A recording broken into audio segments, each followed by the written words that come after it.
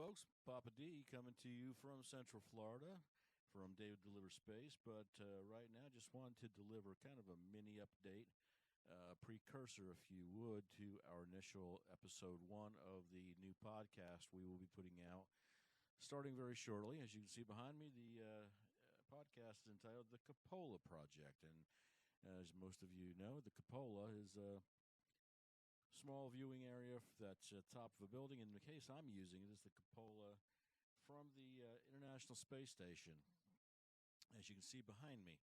And kind of what my thought is that when you're in the Cupola, you're looking down on things, you're looking down at the Earth and reporting what you see and videoing and showing what you see. And that's kind of what the Cupola Project is all about. Our intent is going to be to put out a weekly, if not more, broadcast, a little mini podcast of the week's events, the goings-on. If something comes up that dictates it, we will put another podcast up quickly. But when I say the we is going to be myself and my daughter. I have two daughters that are space nerds, and one of them is kindly come in to be co-host on this specific endeavor. And you will meet her at episode 1. Angela is located up in Tennessee. We're going to be getting her brought in via video conference. And again, episode 1, we already have quasi-scripted out. And we really are going to look at the Starlink program. A lot of people know that the rockets are going up. We broadcast probably 95%, if not more, of the launches. But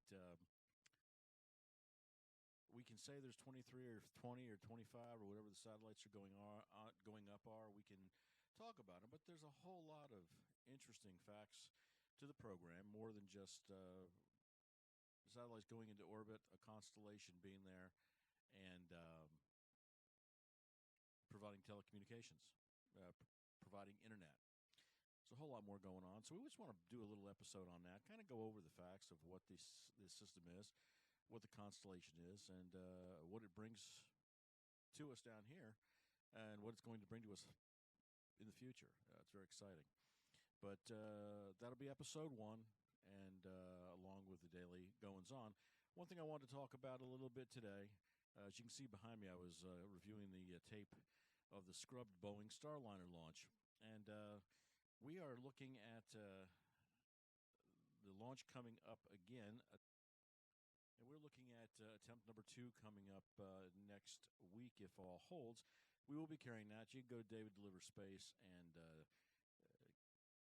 hit the notify button on that. We will be broadcasting that if it happens on the day it's supposed to happen. Let's just put it that way. It's supposed to be next Tuesday, so we'll be looking forward to that. But kind of the recap of kind of what happened there. Launch was scrubbed. Initially, the launch was scrubbed because of what was indicated was a bad valve, pressure relief valve in one of the thrusters on the capsule. And I wanted to bring up for you just a breakout diagram so you can take a look at that. And the thrusters, of course, are in pods at the capsule at the top. And one of the valves was leaking. Apparently, they were aware of the leak, but the leak did not. They tried to recycle at launch. Again, you know the whole story. Tried to recycle, didn't work. Ended up with about almost exactly 2 hours left before T0. Crew had barely gotten in and gotten strapped down. They hadn't even closed the hatch yet, and they pulled them out. While that was being worked on, of course, it had to be rolled back. The spacecraft had to be rolled back because pressure had to be released from the capsule, the second stage, to be able to get up in and release the hatches and get up in there and work on that valve, replace that valve. They also indicated that at the time of launch, they were aware they had a small helium leak in the one of the helium tanks, again, in the command capsule. And the purpose of the helium is to pressurize the fuel system for the thrusters. Uh, Helium pressurizes the system. Oxidizers are able to enter the engine, the combustion chamber, where they combine and create the thrust. And apparently, there was a helium leak at that time that they were aware of. But in the words of Boeing, it really didn't cause a whole lot of problem. They weren't really worried about it. It wasn't significant enough, which I have trouble digesting all of that. But they figured since have to stand down for a better part of a week or so, we're replacing the valve that was bad. We'll also fix what we knew had a leak at the same time. So that's where we stand right now. The astronauts are still, best of my knowledge, standing by at the Cape because they would have to take them out of quarantine and go through the whole process, and they don't want to do that. And they are looking at a T0 of coming up on Tuesday, and we're looking forward to that. We're hopeful that it goes off without a hitch. It is a very important spacecraft to NASA. There's been a major investment in it. I'm talking roughly $1.5 billion, I believe. And the whole intent of this second spacecraft is to have a completely second, separate spacecraft to be able to take astronauts to the International Space Station. And of course, you never want anything to go bad. You never want anything wrong to happen. But if something did to one of the commercial crew carriers under the contract, you want to have a second. And that's the reason why you have SpaceX and you have Boeing. And Boeing just hasn't had a whole lot of luck on a lot of different fronts. And we're hopeful that they can, get this thing fixed and get Starliner off the ground next Tuesday, and do it safely. And that's the key to the whole thing. I hear a lot of chatter on the internet, people just blistering about get rid of Boeing and get rid of the Starliner, and let's just. I've seen other remarks that were a little distressing about, more than a little distressing, about they should have just taken the opportunity. It's been long enough, and you do not take chances with folks with human lives. You just don't do it. I don't care who or what the reason or how. You just don't take chances. And NASA's never going to take a chance. Boeing's not going to take a chance. SpaceX, nobody. So that's why I was a little concerned when I heard that Boeing was aware of the leak at the time, but it was within safety parameters. I hate this, but yeah, I hate those things. It's nice to be within safety parameters. To me, when you're talking about a potentially malfunctioning fuel system, I don't think there's anything beyond zero. But again, Mama didn't raise me to be an engineer. But that was a little disconcerting to me. So with that, hopefully we have these repairs made. It sounds like they will be latest information I saw coming out of NASA was that they are planning on Tuesday, and we're looking forward to that. But if it is not ready, it is not ready. The launch will take place when the launch takes place, and that's what NASA says. That's what the administrator says. We fly when we're ready. We don't fly. The window on this is as long as it needs to be. NASA has cleared. I used to work out there for a while, and NASA has cleared the calendar to the point where whatever day that meets within the parameters of safety and meets within the orbital dynamics of getting the crew safely and in a timely fashion to the ISS and complete the flight test is the timetable. And that's what it should be. It shouldn't be anything less. Pushing makes bad things happen. We've seen it before with Challenger. We've seen it with going back to Apollo 1. And we don't tolerate mistakes when dealing with the lives of our heroes and or anyone. to me, everyone that gets in a capsule is a hero, and they are not concerned. Both of our heroes are fully behind everything, and they're confident that Boeing will be ready to go and that they will have a safe flight. So we look forward to that. Check back here. Check back at DavidDeliversSpace. Again, you can subscribe to that channel.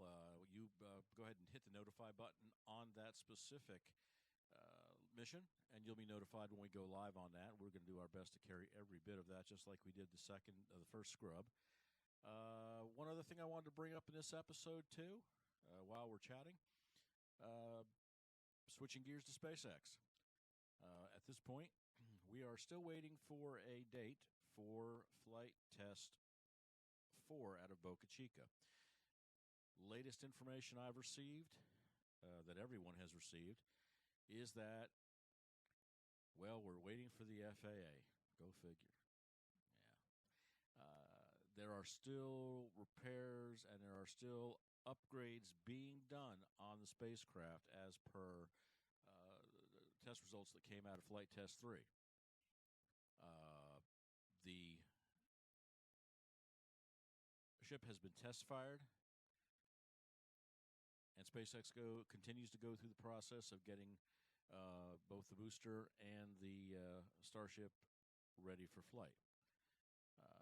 There is no FAA clearance as of today, and the most recent, and again, today is the 16th, I believe? That would be correct.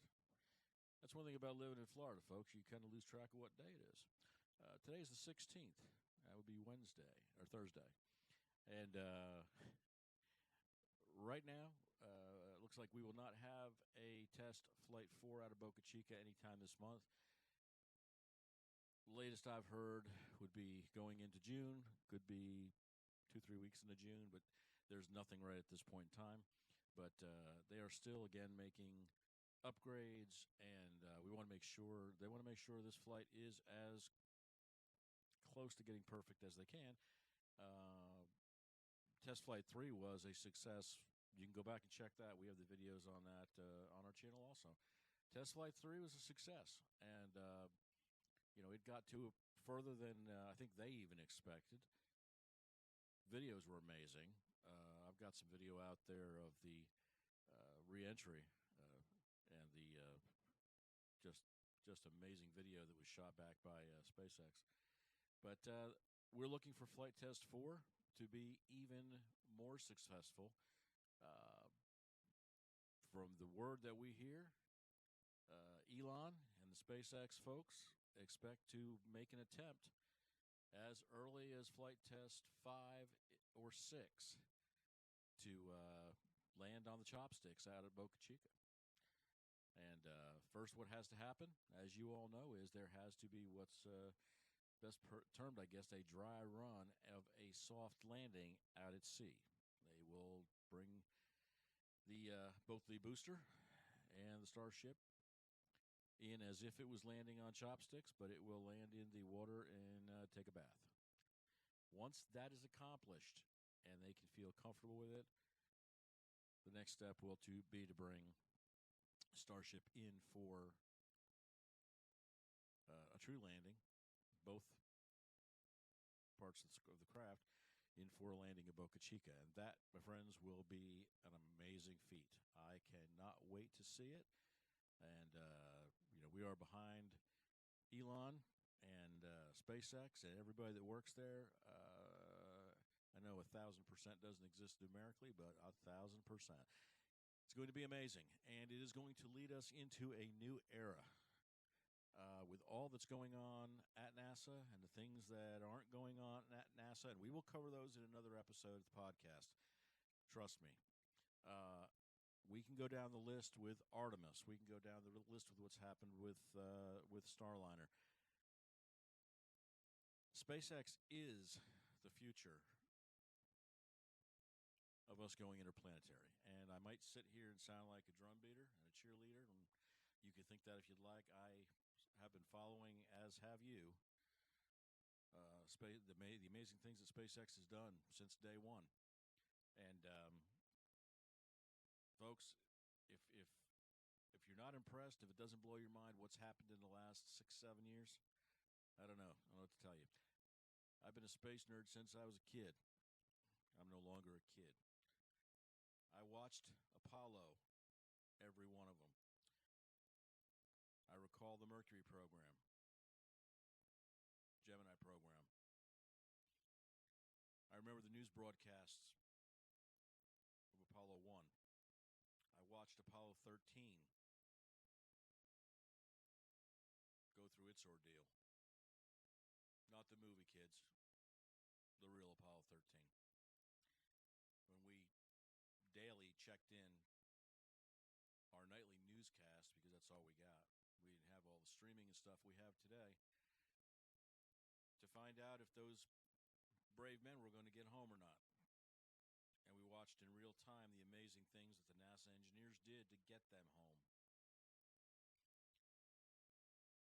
We watched triumph, we watched tragedy. This next chapter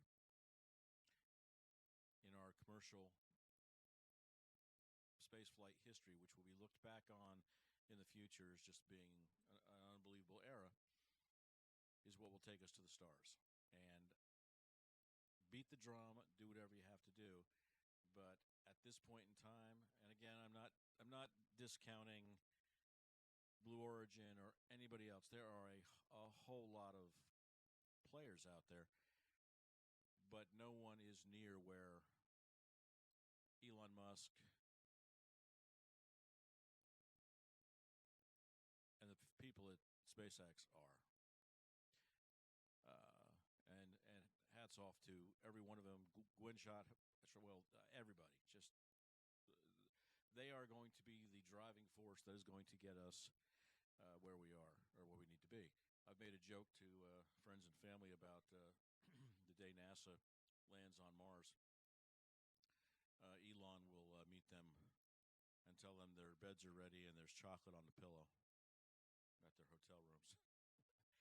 But all kidding aside, the amazing things that are being done over in Boca Chica and out in California and out here in Florida, for an old guy like me that has followed all of this history,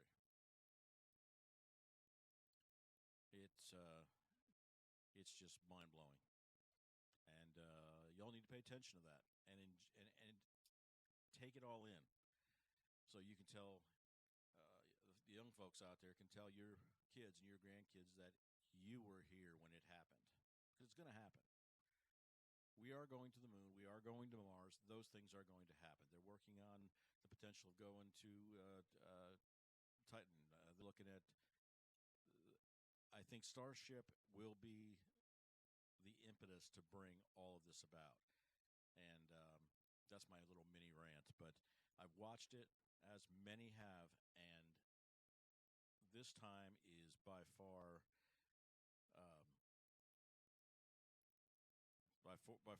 just no other word but mind-blowing.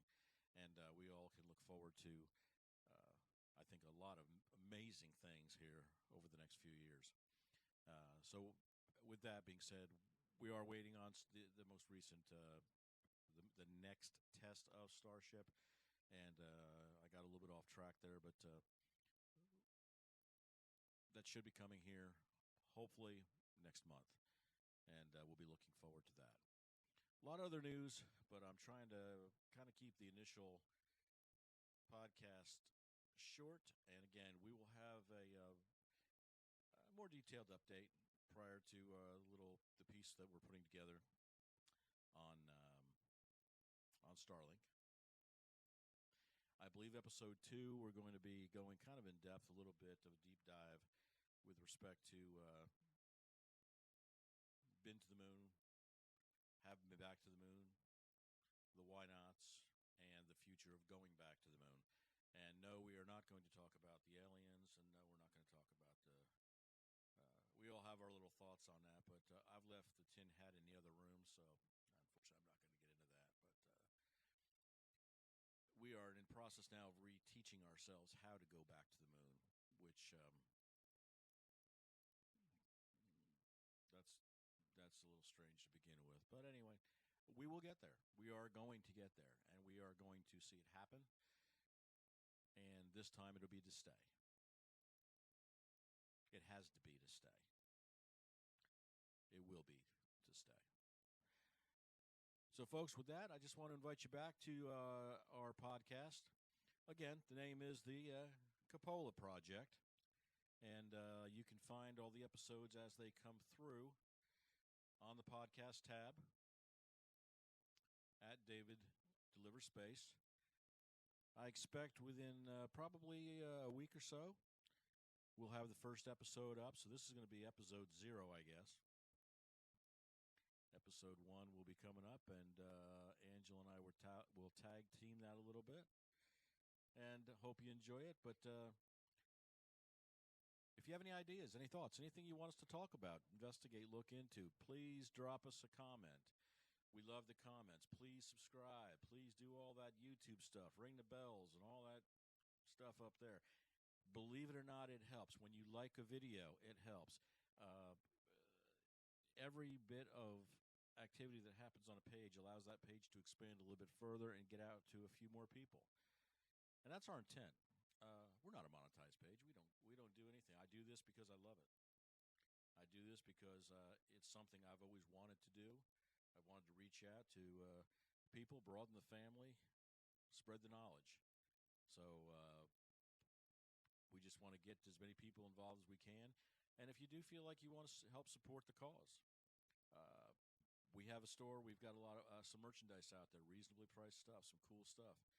You can go out to DavidDeliversSpace.store, STORE, and that will take you to the shop.